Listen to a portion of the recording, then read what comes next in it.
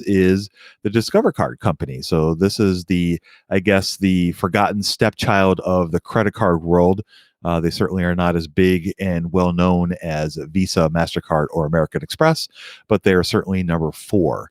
So Discover operates through 2 different segments. They have a digital banking and a payment services. Now, the digital banking is far and away the largest part of their business, and that contains the Discover branded cards that they offer to individuals, as well as consumer products and services. And they also do private student loans, personal loans, home loans, and consumer lending, but those are much smaller portions of their business.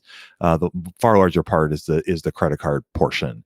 In the payment services segment, they have the Pulse network, which, if those of you who are don't carry a lot of cash like me, and you are at a place like I was just recently and you need cash, those are the ATMs that you see at different venues that are not necessarily associated with a bank, and they charge you kind of a high fee, and then you take the money. So Pulse Network is a big driver for that segment of the business. The company was incorporated in 1960, so it's been around for quite some time, and it's based in Riverwoods, Illinois. I'm not sure where that is, but hey, everyone out there in Riverwoods, hi, how you doing? So let's talk a little bit about the company and kind of how they did. So one of the things that I really like about the way the company talks about their performance is they spend a lot of time comparing it to the performance in 2019. They, by and large, ignore some of 2020 because of, obviously, the COVID and the pandemic and how that impacted the business. And so when they talk about some of the sales and revenues and some of their operating metrics, they compare them to 2019, which is kind of nice. So this is here's some ideas from the CEO who was speaking on their recent earnings call, which was last week. So their card receivables grew sequentially in May and June, which caused their period end receivables to end up quarter over quarter. And what that means is that their receivables are the money that they're taking in for people using the cards. So that, combined with the strength in consumer spending, they've seen an uptick in consumer spending and account acquisition. So they've aggressively started opening accounts. They've relaxed some of their pre-COVID, I guess, account credit standards, and they've been aggressively starting to try to acquire more accounts. I know that I've seen the uptick in my email or my mail for Discover Cards requests. So they've seen a lot of receivable growth as well as stronger growth in 2022. They also benefit from their payment services segment. This gain is an outgrowth of long commercial relationships and underscores their payments ability to innovate and form lasting partnerships. So I'll speak on those partnerships here in just a moment. So lastly, they had a historic low in delinquency. So this is a big deal. So one of the things that happened during COVID was any sort of financial service was required to start setting aside money in anticipation of delinquencies and out and out defaults on their loans.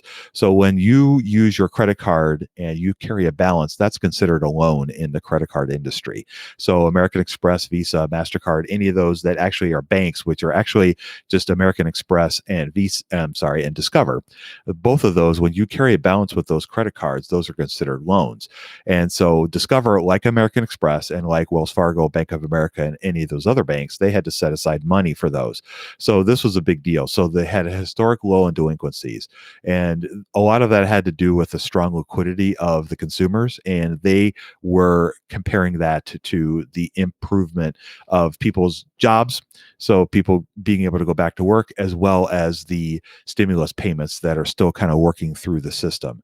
So they also did some work to try to be proactive about this, but this also supported a increase in revenues for the quarter, because all that money that they set aside, they have been approved by the Fed to start releasing some of that back into their system, which means that there'll be earnings improvements for a lot of banks, as well as credit card companies like Discover and American Express.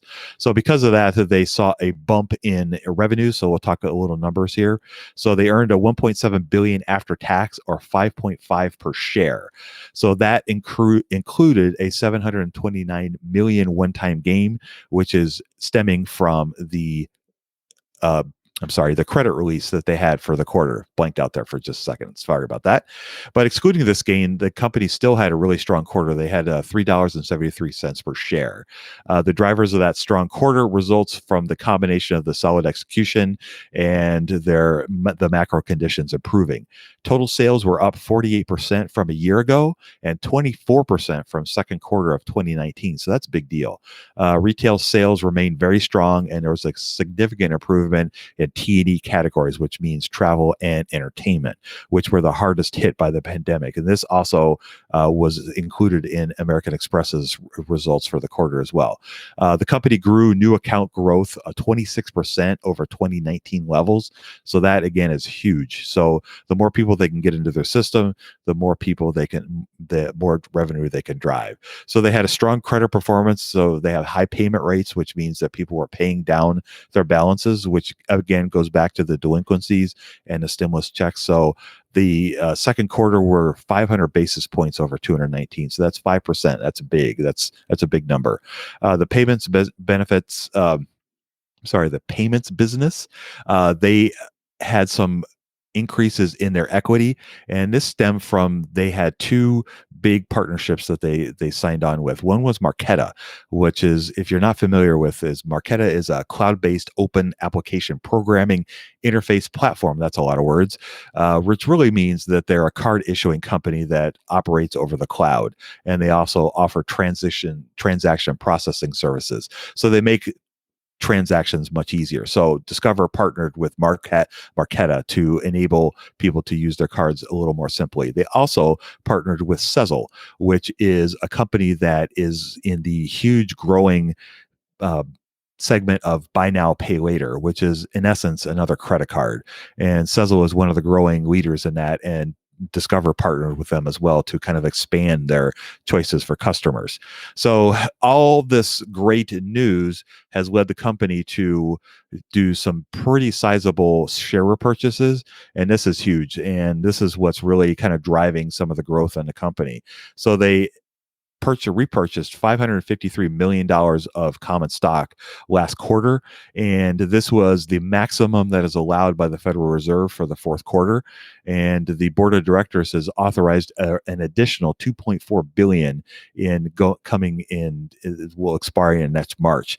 They also increased their dividend from 44 cents to 50 cents per share. So they had a great quarter. They had a lot of capital that they were able to allocate, and they are distributing that back to shareholders. So overall, it was a strong quarter for the company, and they did a fantastic job for the quarter, and they've done a really good job over the last 5 or 6 years. I was looking at a graph earlier, and their returns over the last year was about 30%, and over the last 10 years it's been about 10 or 15%. So the company is definitely done a lot of great things. The management's been in place for a little while now, and they seem to really understand what they're doing.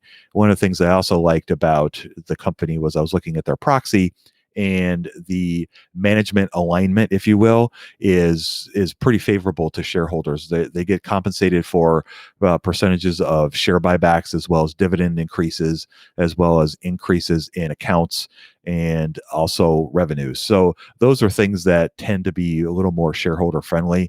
There was none of that EBITDA plus all this kind of creative accounting that they would get bonused on. So that was kind of a cool thing to see.